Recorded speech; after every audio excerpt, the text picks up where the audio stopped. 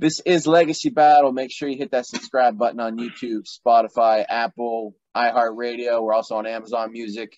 I'm Michael Adams, creator of Legacy Battle. My panelists tonight from Gridiron Battle Zone, Brian King. We're joined by a special guest tonight, former wrestler. He's a world tag team champion with William Regal in the WWE. He's had 14 tag team title reigns and 14 individual title reigns in various wrestling organizations across the country. In 2004, PWI ranked him number 21 out of the top 500 singles wrestlers. He's been known as Special E. Yeah, absolutely. I didn't know that. I might start bragging about that one. There you go. He's been known as Special E, Mr. Wrestling, the Doctor, most notably Eugene in the WWE. It's Nick Dinsmore. Nick, thank you for joining us. Thank you for having me. Now, I got to change one little thing. You said I'm a former wrestler. I'm still wrestling. I'm currently wrestling. I might be a former WWE superstar, but I have matches all around the world. I've been up and down. I've been town to town. I've been coast to coast like butter and toast. I've been Kalamazoo, Kathmandu, Timbuktu, Rancho Cucamonga, and Lake Titicaca. And I know two things for sure. Eugene can still run with the best of them, and I'm excited to be here with you guys today. Excellent. Right. Awesome. Well, tonight's debate. Oh, yeah, absolutely. Tonight's debate is the most shocking moment in wrestling history. So Brian and I narrowed it down to our four. We're going to discuss them all. We'll get Eugene's thoughts on them. And we're going to start out with Brian talking about the streak. All right, the Undertaker Streak. So 1991, the Undertaker defeated Jimmy Superfly Snuka at WrestleMania, and it began one of the coolest winning streaks in sports history. With the exception of 2 years, 1994 and 2000, because of injury, every year you could count on The Undertaker to win at WrestleMania. During the streak, he wasn't facing jobbers or anything like that. He took on legends like Jake the Snake, King Kong Bundy, Kane, Ric Flair, Randy Orton, Shawn Michaels twice, Triple H 3 times, and the A-Train and Big Show at the same time. It seemed that this streak would last forever. After all, how could the dead man lose after winning 21 consecutive matches? So now, don't get me wrong, there would be chatter out there each time before WrestleMania, does the streak end this time? But none of the diehards truly believed it. I mean, there was a couple hints about what was about to happen at WrestleMania 30, though. After a UFC match in 2010, Undertaker vaguely asked Brock Lesnar, "You want to do it?" And we kind of all thought maybe that might mean something. Well, apparently, Vince McMahon made the decision the morning before Undertaker's match at WrestleMania versus Lesnar, and the match shocked us all. 25 minutes into the match, it was Lesnar with the pin and the win. The crowd was utterly shocked. Surprised faces were seen throughout the crowd. Lesnar's theme music finally came on like a couple minutes later, and then it was officially over for The Undertaker. Just absolute shock. I mean, people maybe thought they saw it coming, but it had been repeated year after year. When it finally happened, it still shocked everybody. 21-1. It's kind of like a blind prostitute. You never saw it coming, but you forgot about Nathan Jones. You can't forget about Nathan Jones. He was a big guy. I was actually in the arena. I was a coach at the time, WrestleMania 30 in New Orleans. My wife and I, David Flair had a couple seats, so we went and sat. And it's only really one of the only times that I've ever been at Mania in the crowd. And that was the match that I saw. And just like you said, like the air got sucked out of the building. And it was like they didn't believe it. The match after, I think it was a girls 6-man or girls 8-man or something, and the people were still booing. They were upset. People didn't like the decision, but I thought it was great because who else would have beat The Undertaker? Nobody. Well, I kind of agree with The Undertaker, though. Your thoughts on this? Why not lose it to someone that it could make? Brock was already made. But who's that going to be?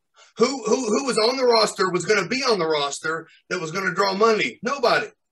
You can bring The Rock back and get beat by The Rock, but that's great, but who does that really help? You got to, that's solidified Brock as a main event top tier above everybody else star. I thought he should have lost it to Bray Wyatt. That was my personal opinion, but so I thought Eugene myself, but they didn't like that idea. All right, let's move on to CM Punk, the pipe bomb here. So June 27th, 2011, the most memorable promo in wrestling history. Punk breaks the fourth wall. This is, in my opinion, this was crucial. It kind of helped kick off the reality era of wrestling. The speech got so good that they actually cut the mic and shut it down. Instead of telling you about it, I'm just going to add in the clip of what he said. Cena speared. John Cena, while you lay there, hopefully as uncomfortable as you possibly can be, I want you to listen to me. I want you to digest this, because before I leave in 3 weeks with your WWE Championship, I have a lot of things I want to get off my chest.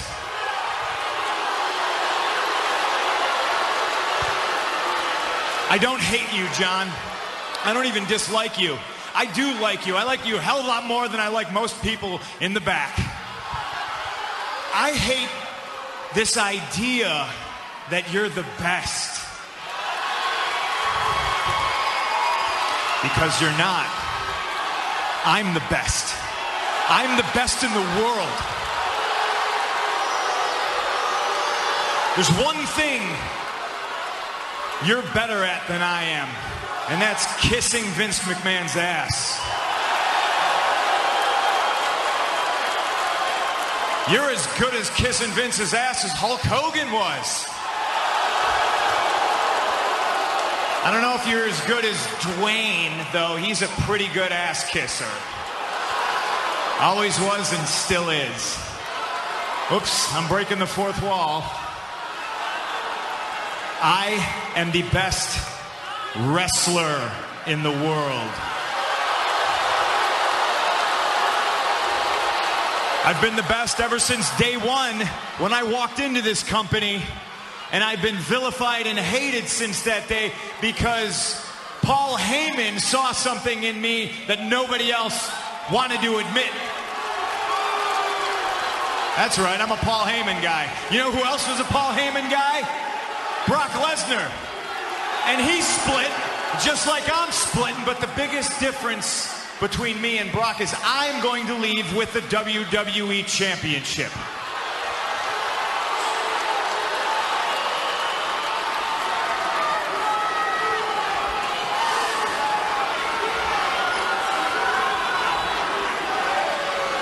I've grabbed so many of Vincent K. McMahon's imaginary brass rings that it's finally dawned on me that they're just that. They're completely imaginary. The only thing that's real is me, and the fact that day in and day out for almost 6 years I have proved to everybody in the world that I am the best on this microphone, in that ring, even at commentary. Nobody can touch me. And yet, no matter how many times I prove it, I'm not on your lovely little collector cups. I'm not on the cover of the program. I'm barely promoted. I don't get to be in movies. I'm certainly not on any crappy show on the USA Network. I'm not on the poster of WrestleMania. I'm not in the signature that's produced at the start of the show.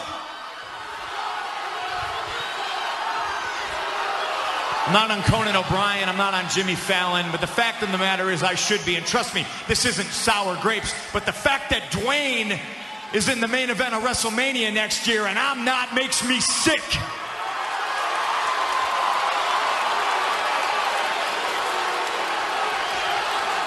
Oh, and hey, let me get something straight. Those of you who are cheering me right now, you are just the biggest part of me leaving as anything else.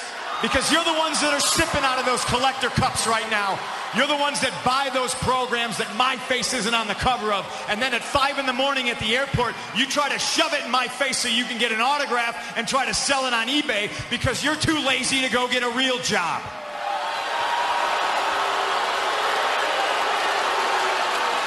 I'm leaving with the WWE Championship on July 17th, and hell, who knows, maybe I'll go defend it in New Japan Pro Wrestling.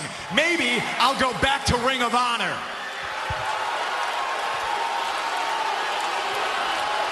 Hey, Colt Cabana, how you doing? The reason I'm leaving is you people, because after I'm gone, you're still going to pour money into this company. I'm just a spoke on the wheel. The wheel's going to keep turning, and I understand that. But Vince McMahon's going to make money to spite himself. He's a millionaire who should be a billionaire. You know why he's not a billionaire? It's because he surrounds himself with glad-handing, nonsensical yes men like John Laurinaitis, who's going to tell him everything that he wants to hear. And I'd like to think that maybe this company will be better after Vince McMahon's dead. But the fact is, it's going to get taken over by his idiotic daughter and his doofus son-in-law and the rest of his stupid family. Let me tell you a personal story about Vince McMahon, all right? Can we do this whole bully camp?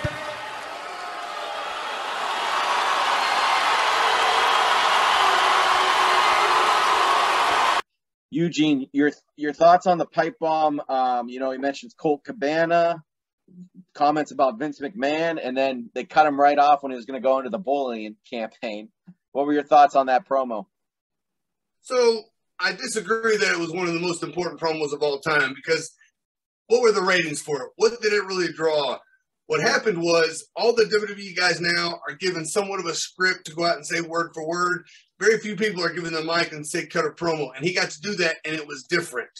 But I like CM Punk, but he's in my opinion, he's always constantly had like a chip on his shoulder and had something to prove. And it got a lot of media buzz. But what happened after that? I mean, he wrestled Cena a couple times, and then what? It didn't, in my opinion, it didn't skyrocket him to the top. If it would have, then he could have been a guy that beat the Undertaker. You know what I mean? Yeah, good point. Yeah, great point. That is now, I've never said this totally a lot, but I remember back in my day, kid, before the internet, you had to see the wrestling magazines at the grocery store, and CM Punk was on, as a newcomer, was on every one of the wrestling magazines. Rumor has it, and this is just rumor, you didn't hear it from me, okay? But he had a very good friend that might have been a lady that was in the editing department of the magazine, and he was constantly being promoted there. When he got to OVW, he had Paul Heyman in his corner, constantly preaching him up and preaching him up. I remember wrestling for OVW one time in Louisville. CM Punk and Brent Albright would tear down the house because all the fans knew who they were. We went to Indianapolis, which is an hour and a half away, that didn't get the TV. It was crickets because nobody knew who he was.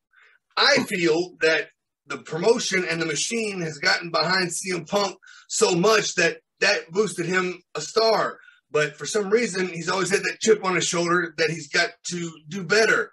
Is it because he's not as good as the hype? I don't know.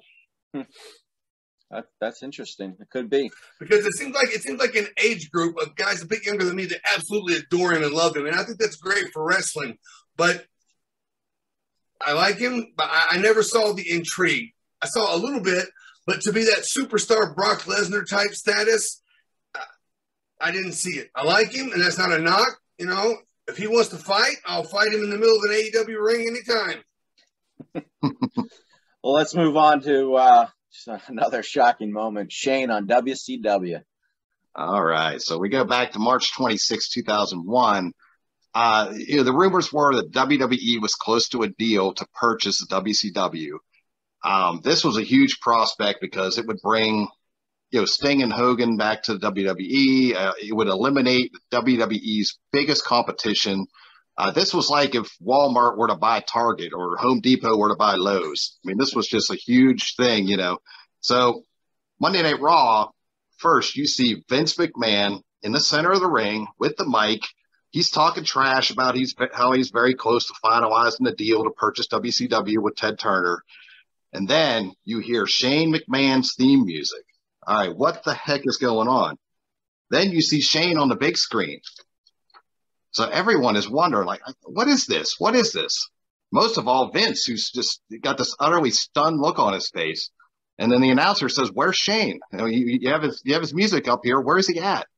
Well, then you see Shane stepping into a ring somewhere. Holy crap, you realize he's on WCW's Nitro. I mean, this is like seeing Brett Favre in a Vikings jersey or just something crazy. You don't expect to see this. So he grabs the mic and he explains that the deal is done. The contract's been signed. Vince seems to maybe be a little bit relieved. Shane tells him, the name McMahon is on the contract. But then he drops the bomb.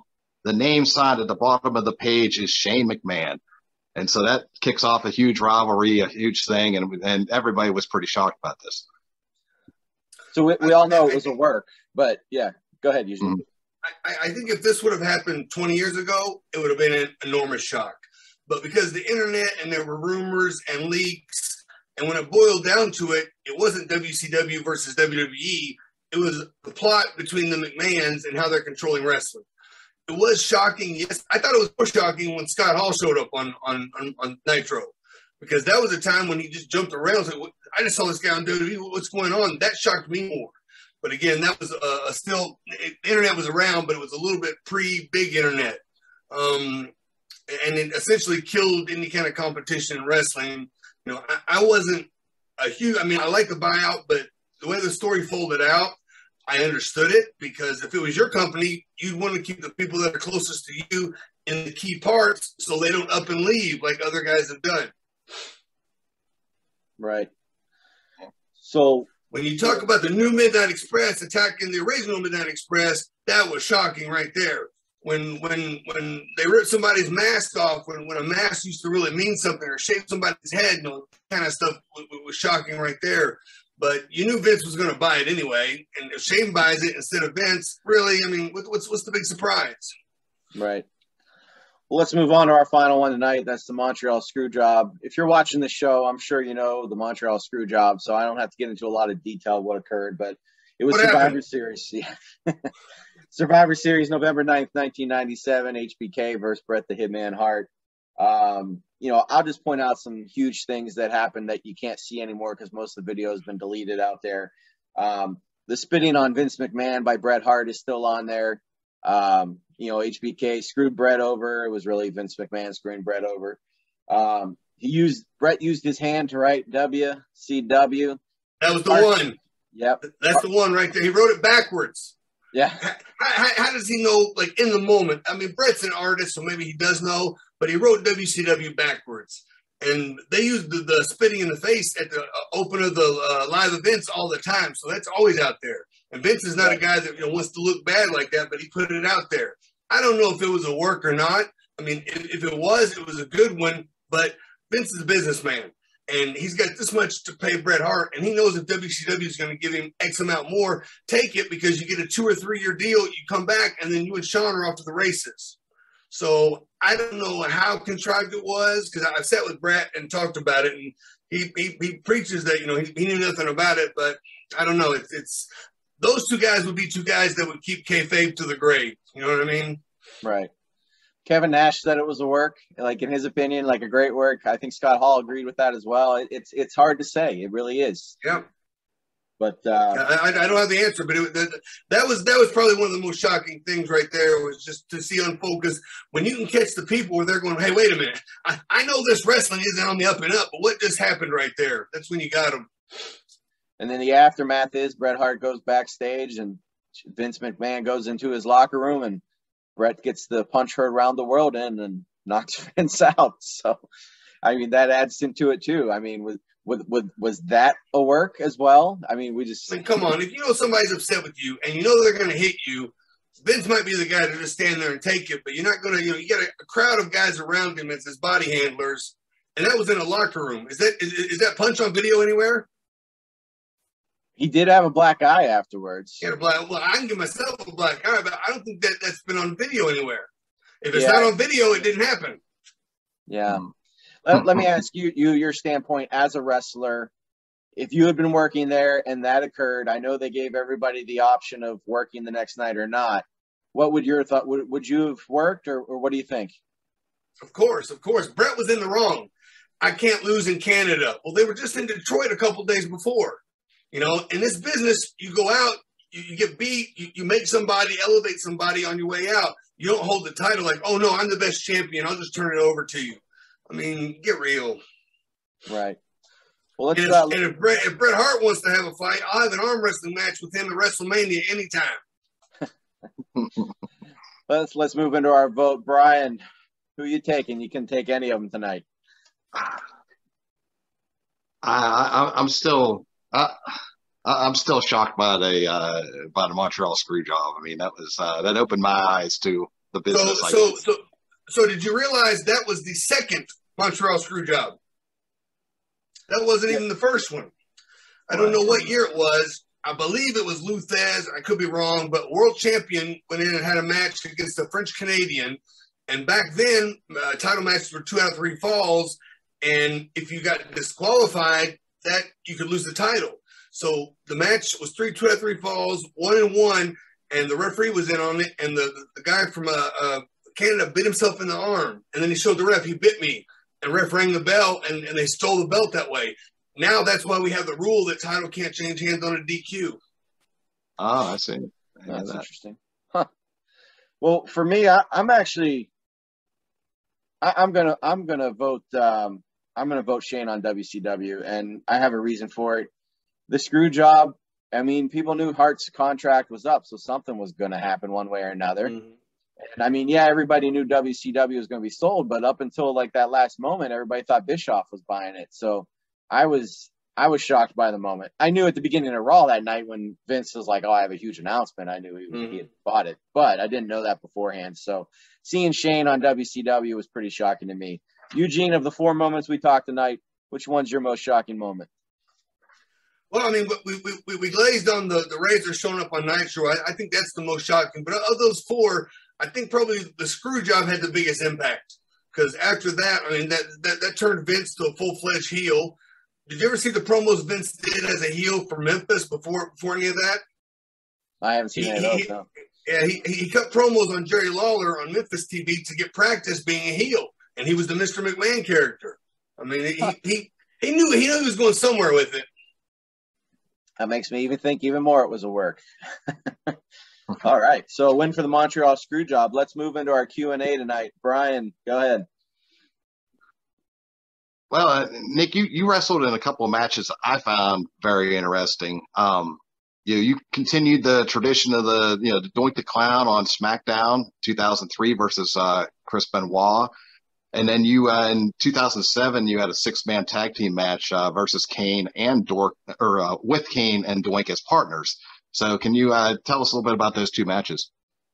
I was in the developmental in Louisville at the time, and they needed a Doink for which one came first? I guess it was the pay-per-view, JBL's Barroom Brawl. No, I didn't do that. I was a Conquistador there.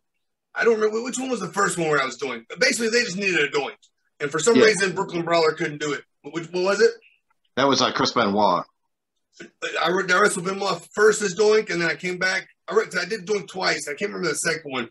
I remember going to SmackDown, and they're like, they knew Nick Dinsmore was a good wrestler. They wanted to see Nick Dinsmore against Benoit, and they were like, okay, you got 20 minutes on SmackDown. And I'm going, Doink hasn't been on TV in 20 years, and you want Doink to go 20 minutes toe-to-toe with one of the best guys in the company at the time? So then a couple minutes later, you got 15 minutes, right? An hour later, you got 10 minutes. We had 90 seconds, which is what it was supposed to be, But it was something fun. I remember it was in Colorado because I did the pay-per-view, and then I think I did SmackDown maybe after that or vice versa, something like that. But I did Doink twice. I enjoyed it. I think Doink needs to be in the WWE Hall of Fame. I mean, Doink is a character that's instantly recognizable. He's always over. The fans love him. He brings smiles to faces, and they could franchise a whole bunch of Doinks now. And I think everybody that played Doink should get in the Hall of Fame, and I was number 6.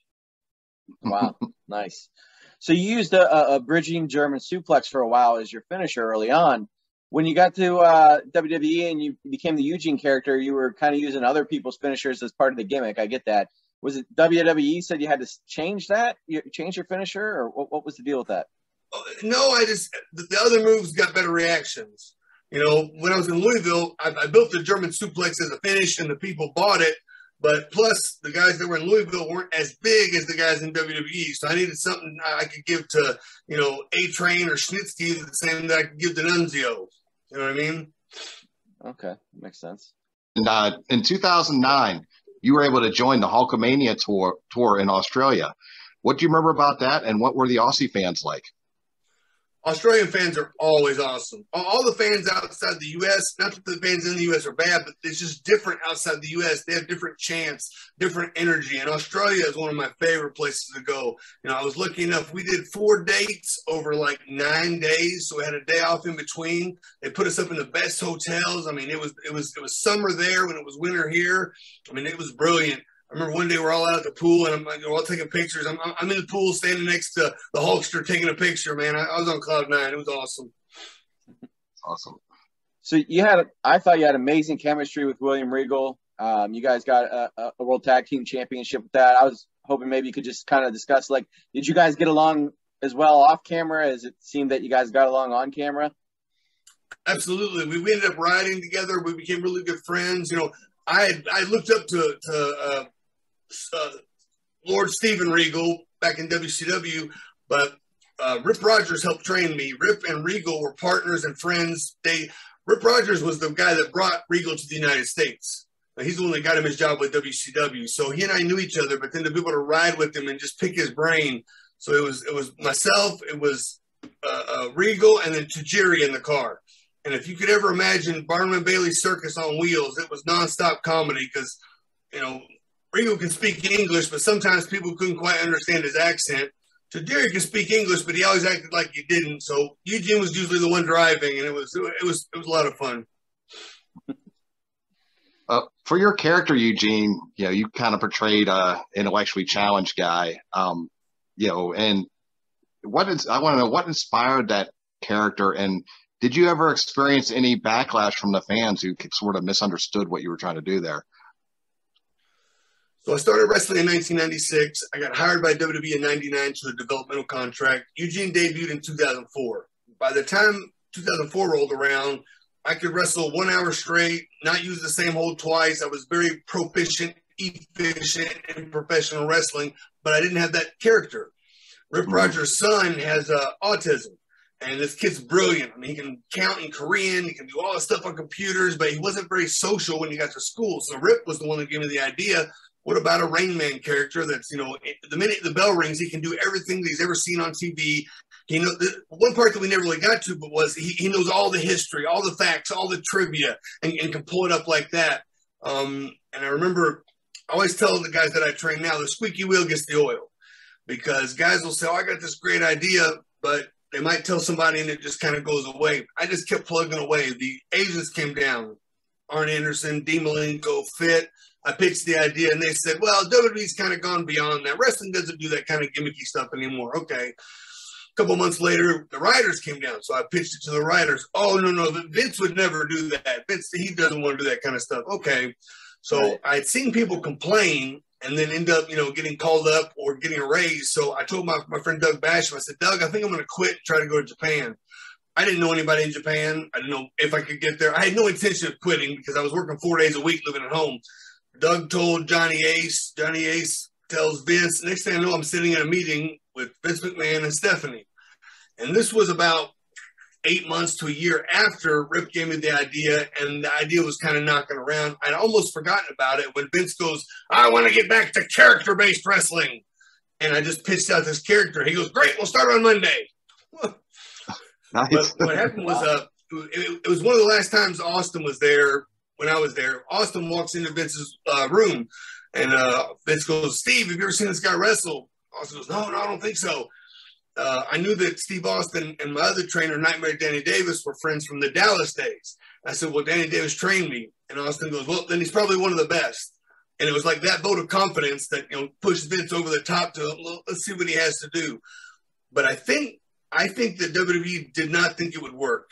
I felt like sometimes they give guys a character, and if it works, great. If not, well, we gave you a shot, and you end up getting fired. You know what I mean? You see guys debut. You know, I love Kizarny, but Kizarny was on TV for 2 weeks, and it just fizzled out. But because I had so much experience, and I wrestled for almost 10 years at that point, every time they gave me just a little bit of something to do on TV, I made it memorable. And the fans started showing up with signs. The ratings started going up.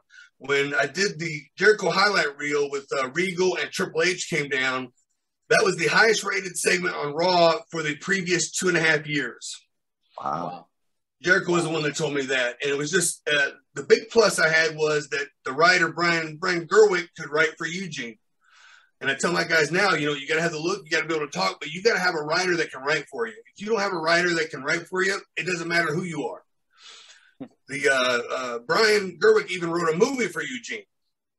Oh, wow. Have you ever seen Big Show's movie Knucklehead? I have, yes. That's Eugene's movie. Wow. Makes more sense now, right? A kid trying to, an orphan kid trying to break into wrestling. Yeah. Huh. So I don't even know if you know this or not. So you're a 10-time champion, obviously, in OVW, heavyweight champion. But who's counting, right? Who's counting? That's the most all time. Did you know that? I didn't know that, but all right, that's awesome. Yeah. So I wanted to hear your thoughts on that. I mean, when you went back, they gave you that 10th one. I mean, that is a record that still stands today. I mean, in 2022 here, that's pretty impressive. Your thoughts on that? I mean, it's great. It's awesome. You're right. It's impressive. But at the time when I started wrestling with OVW, it was just, I wanted to be wrestling for WWE, but in the back of my mind, I'm like, I don't know that I'll ever make it because it was just a dream that was so far away. I was still going to college at the time. I graduated from Indiana, and I was just wrestling.